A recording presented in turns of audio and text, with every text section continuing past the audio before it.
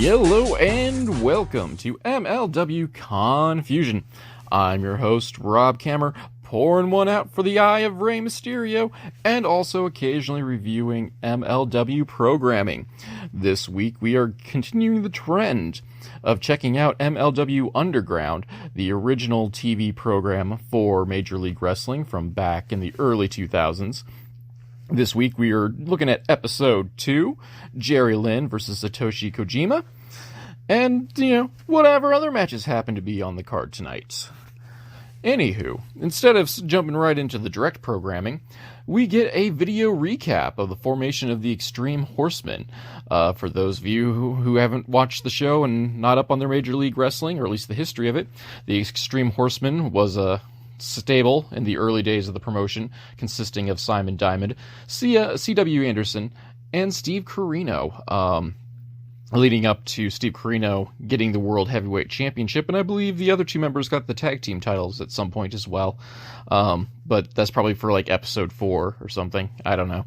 I could do the research. Actually, I have done the research previously, and spoiler alert, they do get the titles at some point or another. I think at the end of the tournament. Didn't check the dates out, but that's neither here nor there. But the group initially forms during a triple threat match between Steve Corino, Dusty Rhodes, and Terry Funk. Standard matchy stuff, but the video obviously focuses on Corino with Anderson and Diamond coming out, taking out Dusty Rhodes initially, who has to be helped to the back by trainers, and then Terry Funk allowing Corino to win his match, which, we've reviewed this match at least once, maybe twice. I've kind of lost count. Everything stays the same, in this new normal world.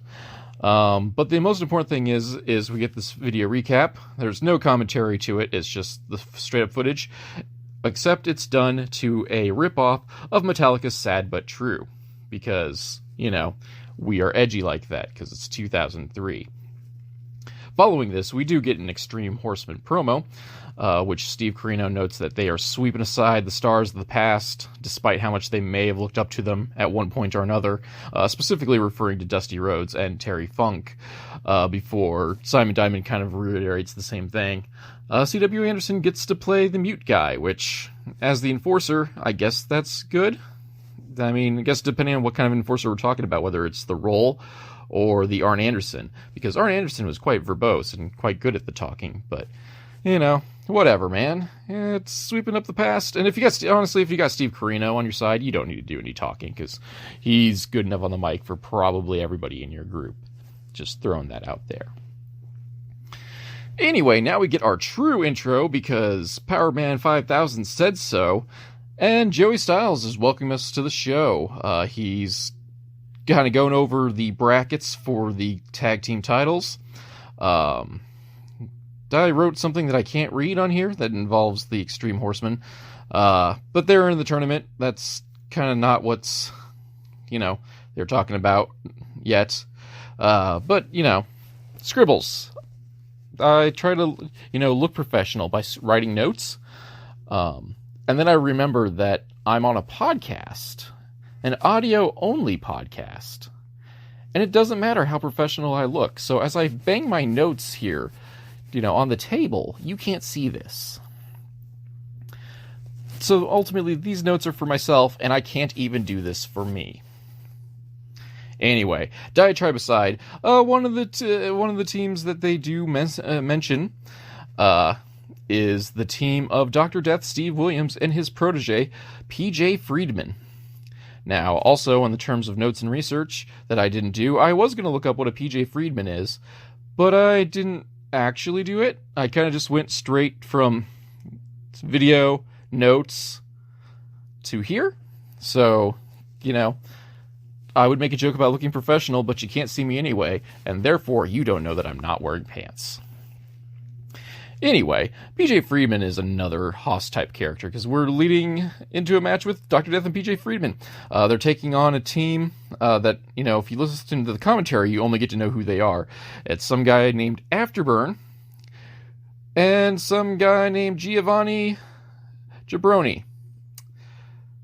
I get the feeling these might not be those guys' names. And it's just what things that, Joey Styles is saying aloud.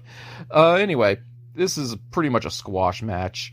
I'm not even sure how much time it took because there was a commercial break in the middle of it for whatever reason. Within the original programming, of course. But Friedman is a hoss. He's a big dude, which I guess that's the reason he's a protege of, Dr. Death. So I'm just going to pretend he's a football player with a credible amateur wrestling background. Maybe I'll look up this stuff and totally forget to talk to you guys about it later. Or maybe I'll look this stuff up and talk about it next week, because again, they're in the tag team tournament. Or I'm just going to forget in general and hope you guys do all the legwork yourself. But as I said, this is a squash match. The only thing that kept it going a lot of times was that Afterburn was pretty good at saving his partner's ass. But Dr. Death eventually gets the win with a backdrop driver, only because PJ Friedman hits a gnarly-looking dragon suplex on Afterburn and kind of just kills him dead. But this leads back into Joey Styles with the brackets for the MLW Tag Team Championship Tournament. He keeps referring to the Global Tag Team Crown titles, which we're not Japan. It's a mouthful to talk all about that. And then the titles would eventually evolve directly into the Major League Wrestling Tag Team Championships. But our brackets, it's a 4-team tournament, are as follows. Above average Mike Sanders, best known for his time in WCW being above average, or so he told us. But if you actually watched everything, he was incredibly average. So much so the WWE picked him up as part of the buyout from WCW and just proceeded to do absolutely nothing with him. So he was completely average down in OVW. Actually, I think he's in Heartland. Heartland was the big one at the time. But anyway, above average Mike Sanders and Jimmy Wang Yang. Except he's just Jimmy Yang at this point, fairly fresh off his WCW stint. I can't remember in terms of time frame if this would be when after his little WWE stint or not, because he's had a couple of stints in the WWE, most notably around, I want to say 2008 or so. He came back as a redneck cowboy, Jimmy Wang Yang. But he'd been around the business, a handful of years at this point, most notably in the Young Dragons at this time. So they will be taking on the team of Doc and PJ Friedman.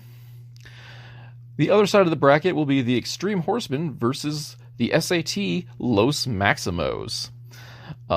Styles also notes that the Samoan Island tribe has been snubbed from the tournaments, and they're vowing revenge on all the teams that actually get to take part in the tournament. So we will see how this gets to play out, if how much of a role the Samoan Island tribe will get to be within this tournament. I'm hoping, if they're serious about this, they interfere in every single match in some way, shape, or form. Whether it's a pre-match beatdown, post-match beatdown, middle of the match beatdown, beatdown, hoedown, beatdown, whatever.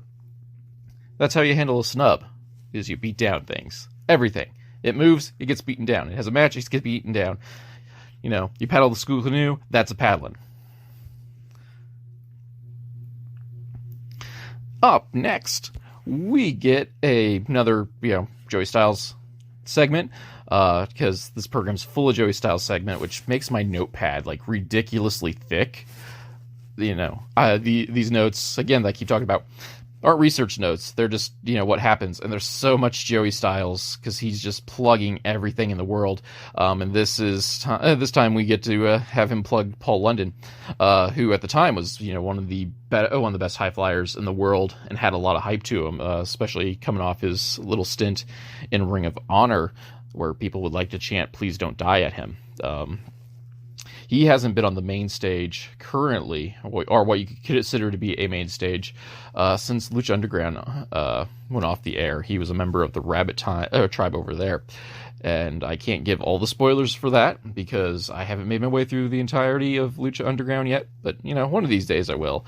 And we'll see what happens to the Rabbit tribe. I assume they all get eaten by the rabbit, because they're led by a homicidal rabbit. And unfortunately, that is not a joke. Or fortunately, that is not a joke, depending on what your views of things are, with no context whatsoever. Anyway, Zero Gravity Guy's also back. Turns out his name is Fuego Guerrero. Fuego Guerrera. no editing. We're going to keep those stutters and mispronunciations in. But he is the Fire Warrior, which I guess looking at his mask is believable. He cuts in a little bit of promo about zero gravity again. And when I say his name's Fuego Guerrera, it's only because I find this out later in the show when Joey Styles finally references him. So spoiler alerts, he'll be referenced again later on.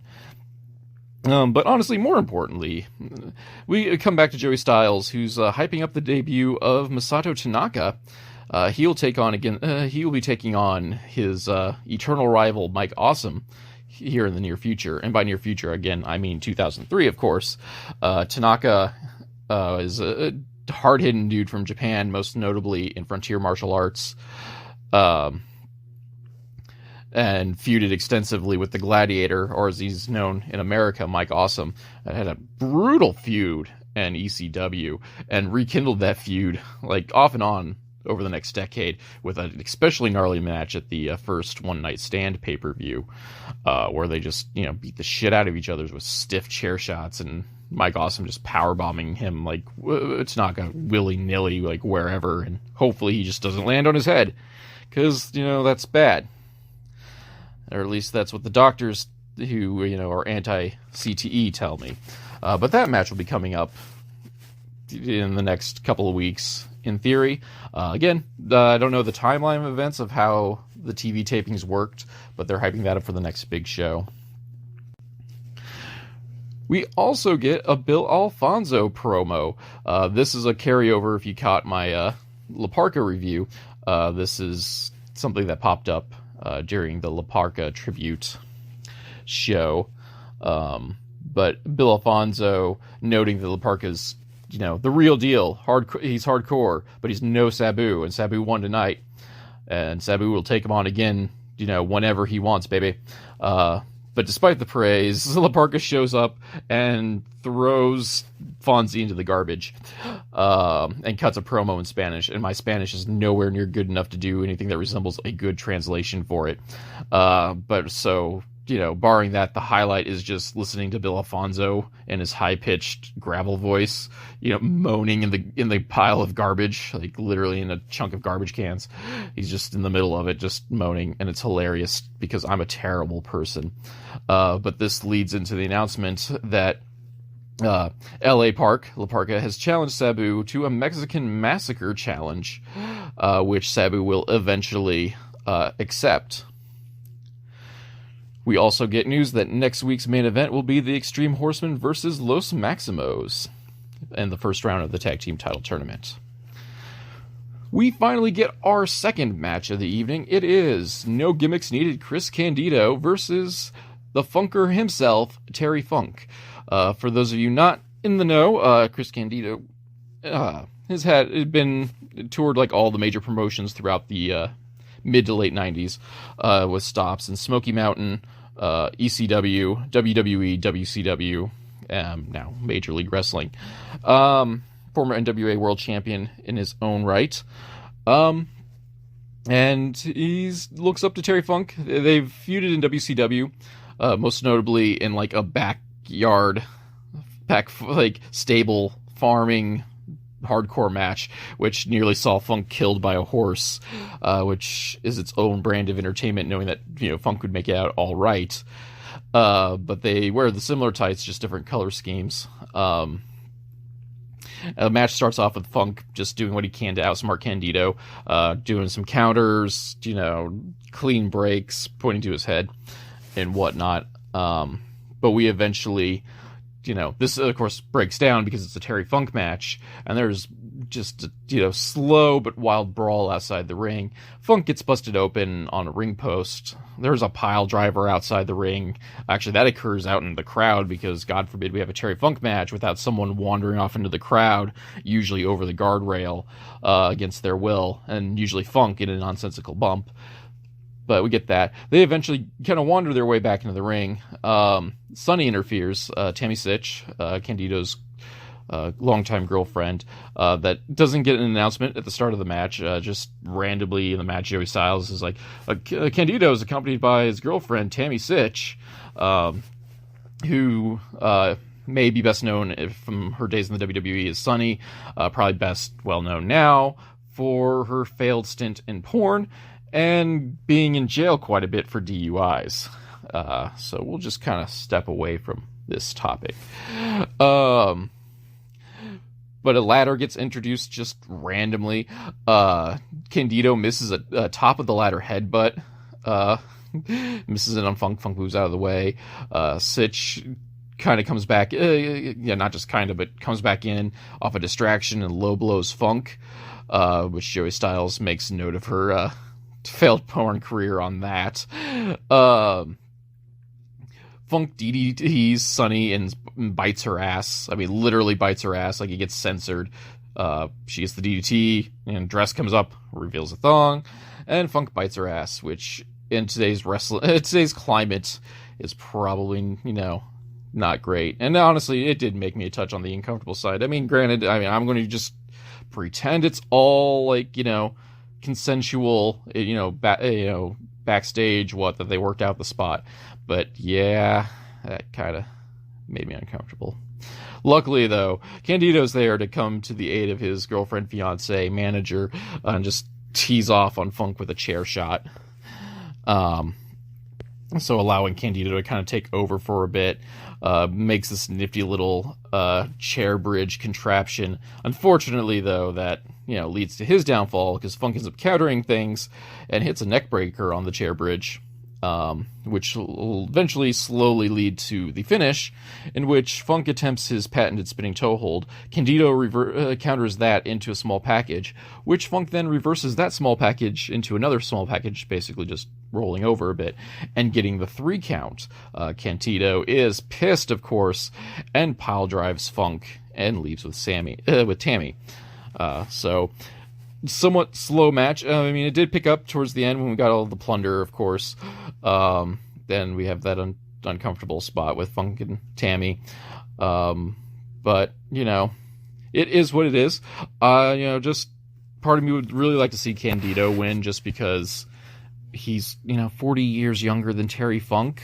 But Funk's got to look somewhat strong to win since he's feuding with Candido towards the top of the card. But, a mildly entertaining match. I do enjoy matches with plenty of plunder, baby. But otherwise, it might not be for everyone, which I get. Following this, Joey Styles notes some new signees, and this is where we finally get Fuego Guerrero's name, rather than just random promos of him talking about zero gravity and not even talking about himself. And some curmudgeon, some loudmouth guy named CM Punk. I wonder what happened to him. I doubt he did anything. Probably, quit wrestling and tried, MMA or something. Trying to fight a Green Ranger. I don't know. Anyway, we get a Steve Corino promo up next. He kind of runs down his accomplishments and notice he's done the same things Terry Funk has. And not only has he done them, he's done them better, and he's done it faster. So Funk stands absolutely no chance with, the feud, obviously. I don't know where my brain was going off that front. Where did my notes go? Oh, there's my notes. Because I can't turn my notes the right way either.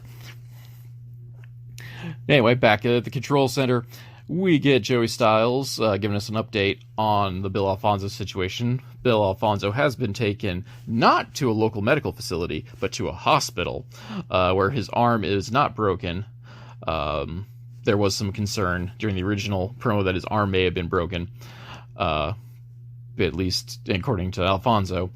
Sabu went into a tear, accepting La Parka's challenge, but also just causing untold destruction backstage, resulting in his arrest. So hopefully Bill Alfonso, gets him bailed out before their match, or, before the night's over, whichever happens to come first.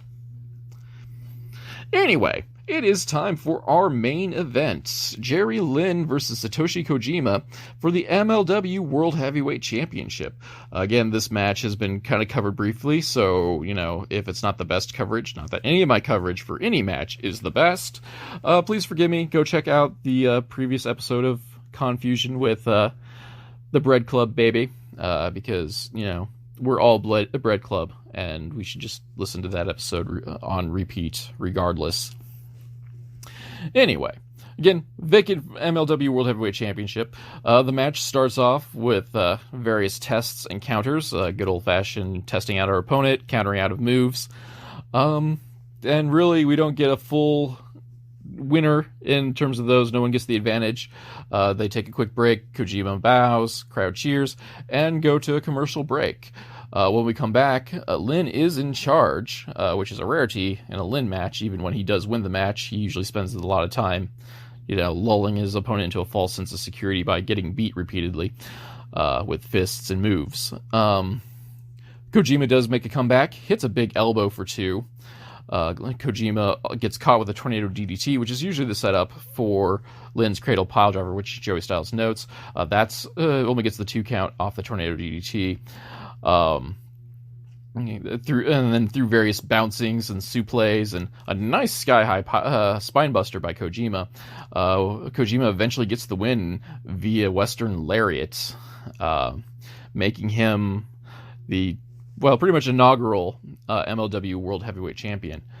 While he's celebrating in the ring, Teo Kia comes out and gestures for the belt, and then leaves without any further incident. Satoshi thanks the fans, or so we're told by Joey Styles. The audio quality is terrible just because it's the house mic, and you really can't hear him over the fans cheering.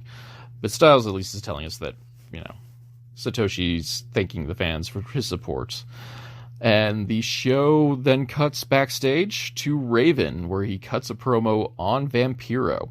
If you remember last week, we saw Raven backstage lighting a picture of Vampiro on fire, wordlessly, of course. But now Raven's going to talk.